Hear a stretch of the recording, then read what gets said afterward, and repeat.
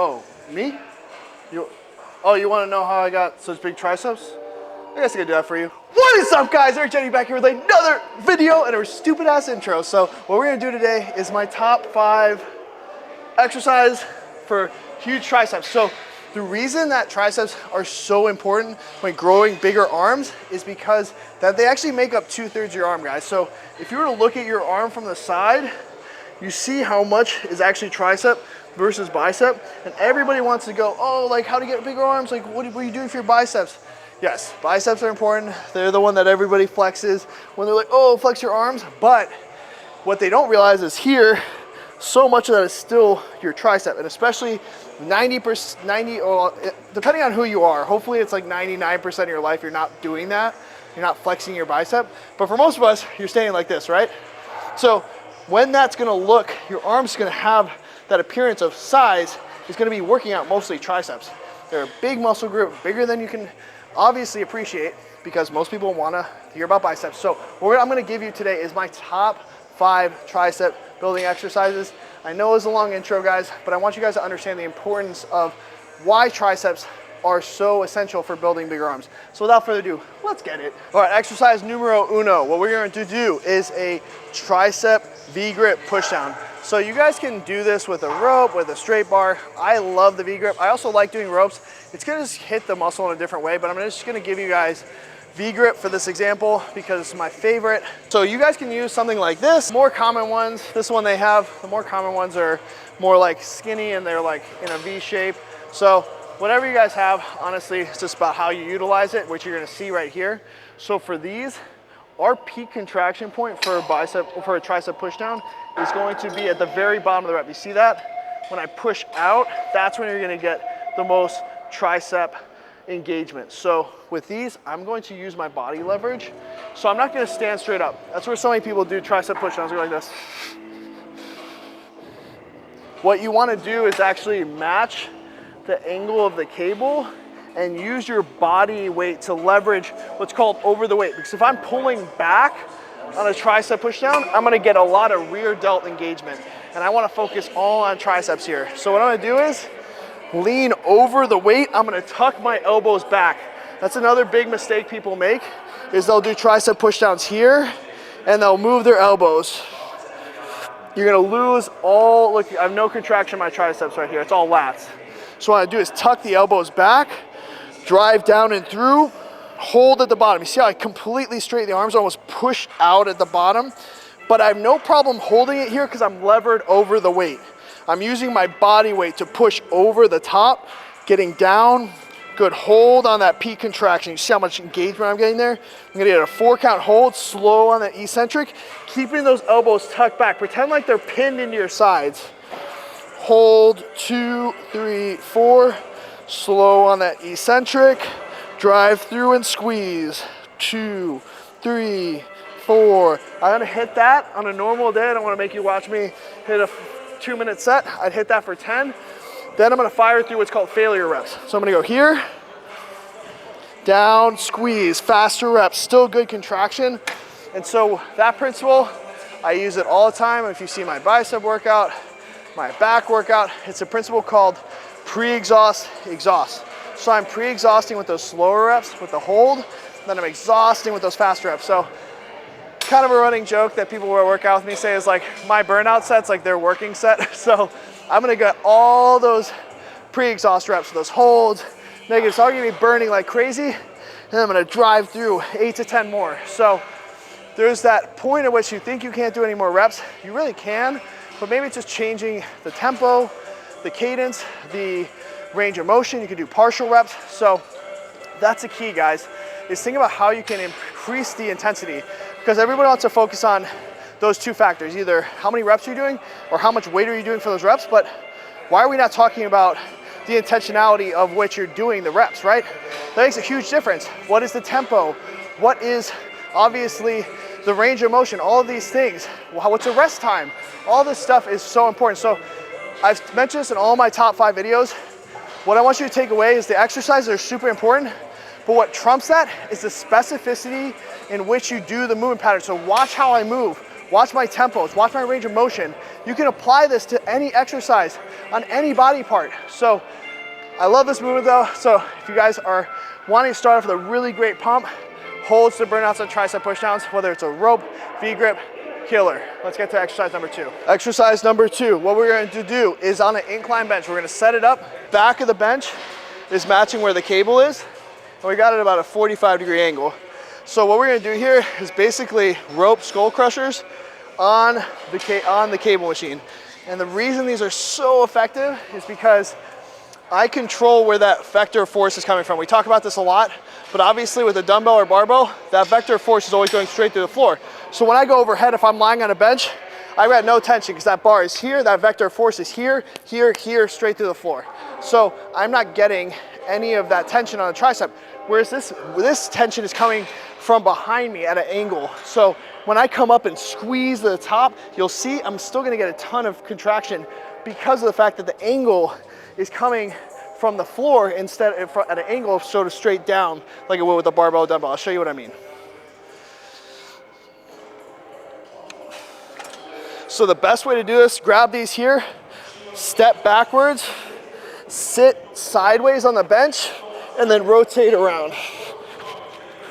So what I'm gonna do with these is I'm gonna reach back behind me, and as you see, when I push up and squeeze, that I still have a ton of tension on my triceps because that cable is coming from behind me as opposed to a barbell that would be going straight down, that vector of force. So here, I'm still, when I push up and squeeze out, that's gonna hit that long head of the tricep by pushing out at the end of my rep and then going that slow eccentric as always. Big range of motion. I love, love, love this feeling right here of opening up the tricep and lats, because it's just gonna give you much more, obviously, range of motion, and also just gonna keep your muscles long and healthy as you train them. So up, squeeze, hold, slow on that eccentric. Drive out, up and hold, squeeze. I'm gonna hit this usually for 12 to 15, and then I'll fire through some failure reps. To unrack this, guys, safest way, down by the shoulder, rotate around, and then rotate off. So if you have a training partner, it's a lot easier, but with this, super easy. Just pull it to the side, pull it back, sit down sideways, rotate around. So like I said, this one's really, really good because you're getting a huge range of motion by stretching at the back of the rep. And so we've talked about it before, there's something called stretch mediated hypertrophy. So the more you stretch the tissue, you're gonna get an increased hypertrophic effect on the muscle, so that you're gonna bring it back bigger, stronger, but also keep yourself very healthy. I don't do that much mobility work, but because I train like this so long, I always reach for that stretch every rep. I don't feel like I'm immobile because I don't really have to focus on mobility outside the workouts because everything is so long within the workouts. So hope you guys enjoyed exercise number 2. Let's move on to number 3. Next one, we're gonna do a completely isolated push down on the cable with the incline bench. Same thing. So basically this is great because if you're already set up, you've done your overheads, now you can do your lying push down. So what we're gonna do, same thing at an angle. We're going to set up the bench at an angle matching up with the cable. This time the cable positioning is all the way up top. We've either got a straight bar or a slight curl bar. Either works for this one. What we're gonna do is grab it, same thing, pull it backward. We're gonna rotate around here, and then we're gonna be here. We're gonna tuck the elbows down on this one. We're gonna drive through, push down and out with those palms here and get that extra squeeze. Completely straighten the arms. Drag it right up the body. Big stretch at the top of the rep by keeping the elbows down. Push through and squeeze to the bottom. Slow on that eccentric. Push down and squeeze to the bottom of the rep. The pump on these is nuts. You can't use any momentum. I can't use my hips to drive the weight. I can't also, I'll notice very easily if my elbows are lifting. Keep them tucked down to the sides. Squeeze here. Whereas if you're standing, it's a little hard to realize that your elbows are lifting off. Big hold for 10 to 12, and then burnouts. Safest way to get off of this, same thing, rotate off. and up. So another really great way to put a spin on a very traditional exercise like a push down, but it gives you a lot more control, disables you from using momentum, and gives you really, really great pumps and peak contraction. So I hope you guys like exercise number 3. All right, 4th exercise, we're going to do tempo weighted bench dips. This is a great compound movement if done correctly. Obviously, impetus being range of motion and time under tension. So I would suggest starting these body weight and then working your way up to dumbbell weight. So I'm going to use the dumbbell here. So I'm going to go put it sideways on my lap, make sure it's nice and even on there. And then I'm just going to push out, walk my feet out. I've got my bench already set up to a good distance. Straighten the legs. We're gonna dig down nice and deep. Big stretch. Push up, hold that peak contraction. 2, 3, 4. Big dig. Push out, hold that peak contraction. 2, 3, 2. Stretch. Hold, 2, 3, 3. So I'm gonna hit that for like 8 to 10 with holds. And I'm gonna fire through some partial rep, failure reps. So only a half rep at the top. And I'm gonna scoot back, sit, and rack. So this one's a really, really great way for compound movement. It's gonna get a really good stretch in the shoulder. So, and also very good for hitting both heads of the tricep with a heavier weight. So I would suggest, like I said, start by finding the tempo, really good form, really good range of motion, body weight, and then start working up to 25-pound plate, 45-pound plate, and then work up from there. If you can't hit the tempo, drop the weight, drop the ego. It's important, guys. So I'm telling you right now, your strength, your endurance, your body, your joints will feel better. You'll thank yourself by dropping the weight, focusing on form and hypertrophy and time under tension and range of motion before you start to increase weight. That's the last thing I personally increase before thinking about all the other things. So if I'm thinking about, oh, that set was a little too easy or whatever, I'm like, okay, which I don't think very often.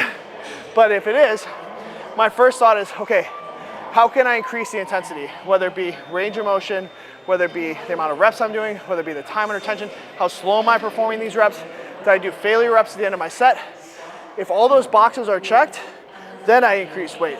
But before that, I need to make sure that my exercise, my ergonomics, everything is where I need it to be before pushing up in terms of what's called progressive overload, meaning the weight that I'm utilizing. So hope you guys enjoyed exercise number 4. Let's move on to number 5. Exercise number 5, last but certainly not least, we're gonna do a dual dumbbell overhead extension. So I'm gonna have these on an incline, and I'm gonna use 2 dumbbells instead of just 1, because that allows me to be here opposed to here.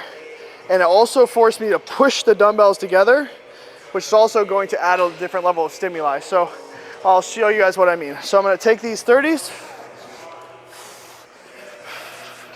I'm gonna go on this incline bench.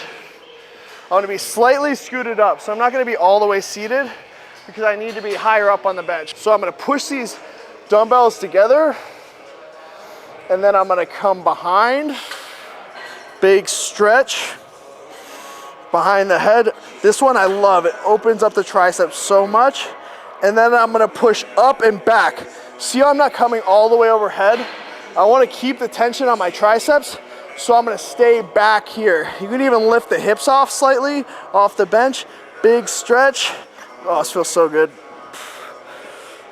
Now I know what Arnold was talking about when he's talking about, oh, it's like I'm coming. I'm totally kidding, guys, but kind of not. So we're gonna push up, hold, 2, 3, 4. Like I said, the hammer grip on these just puts such an intense amount of tension on the triceps. So you can see that stretch on the back. Oh, crazy good. But that's why I don't have to stretch that much, guys, because I'm focusing on stretching with each and every rep, keeping my body long, healthy, focusing on time under tension. Squeeze, slow on that eccentric. And by having to push the dumbbells together, at the same time as pushing them up, oh, it's crazy amount of stimuli. See, I'm never coming completely overhead. There I have no tension on my triceps. I'm here, slow negative, stretching, opening up through the lats, through the triceps, pushing up, and squeezing. And honestly, one of the best tricep exercises I do, but performed correctly.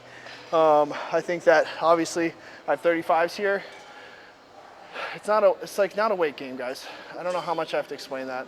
And it's tough, right? Because we've been taught that heavier is better and you're never gonna get stronger unless you just lift the heaviest weights possible, but a lot of times that's not the case. It's about the intensity in which you hit things. Focus on intensity, focus on form, focus on digging deep mentally, because that shit sucks a lot of times. When you get to like that 12th, 13th rep, burning like crazy, but you know deep down, I got 5 more. I know I do. And that, if you can flip that switch, then you're actually working out. You are working out. I don't care that you can do sloppy form, come over here and do sloppy form dumbbell row with 100 pounds. Cool, sick, good for you. But if I see you like after a set like this, I know you're training. I know you're working out. I'll see it too. I'll see it from across the room, like, that guy knows how to train. The guy swinging around the weight, everybody's making fun of you. So don't be that guy. And I know it's something I'm passionate about. I know I'm gonna get a lot of hate in the comments for it. No, you gotta lift heavy, you gotta use progressive overload. It's like, proof's in the pudding, guys. And I know it's not for everybody, but I'm not here to, teach somebody else's modality. I'm here to teach my modality, what's worked for me, what I know science has backed. Stretch-mediated hypertrophy. All of these principles I'm teaching are actually science-based. So take these, run with them. I always mention this. Even though these are 5 exercises, I want you to take more note of how I perform the exercises, my thought process, opposed to just thinking, oh, if I just do these 5, and I do 10 reps, then I'm gonna get huge arms. No, you have to do these exercises with the intensity and the range of motion and the intentionality that I taught you how to do them in this video. So hope you guys are loving the content, guys. If you guys are not subscribed to my channel yet, please do. It means the world to me. I'm putting a lot of love and heart into these videos for free for you guys. So hope you guys are taking a lot of information, a lot of knowledge from them and running with it and making some serious gains. Without further ado, I'll catch you on the next video.